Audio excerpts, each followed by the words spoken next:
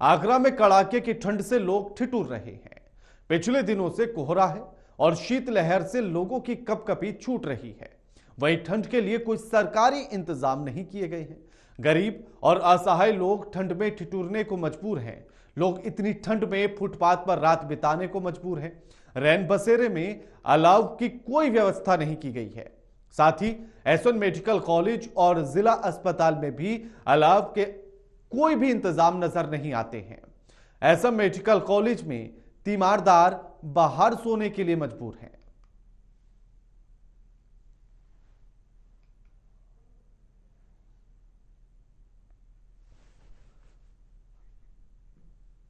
आगरा से ये तस्वीरें आपके टीवी स्क्रीन पर है।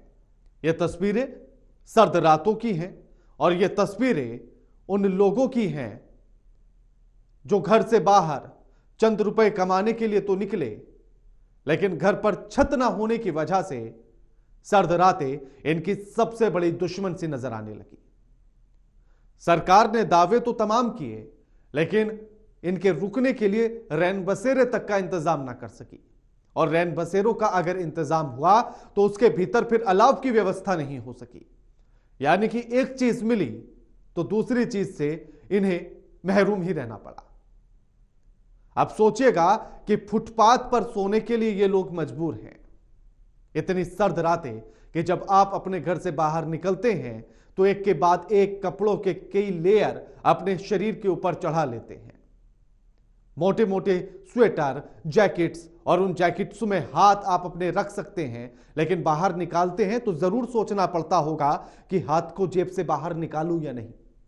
लेकिन सोचिएगा कि इन्हें फुटपाथ पर पूरी रात गुजारनी है।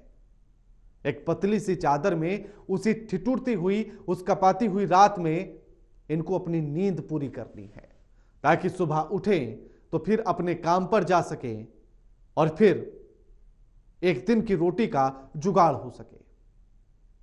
और ये तस्वीरें इन सारी बातों को बयां करने के लिए काफी हैं। इसी बीच सरकार के तमाम दावे, और वो दावे इसी ठंड में शायद कहीं ठिठुर कर साइड में बैठ गए हैं। सरकार के वो दावे इन सर्द हवाओं को देखकर शायद छिप गए हैं, या फिर सरकार के एयर कंडीशनर रूम से बाहर ही वो दावे नहीं निकले। शायद उन दावों को भी ये डर है कि सर्दी बहुत है तो दावों को भी खांसी जुकाम हो सकता है, वरना रैन बसेरे भी बन सकते थे और रैन बसेरे बनने के बाद अलाव की उसमें व्यवस्था भी हो सकती थी। लेकिन ऐसा कुछ भी नजर नहीं आता। मजबूरियां हैं हमारी भी, वरना घर लौट जाते।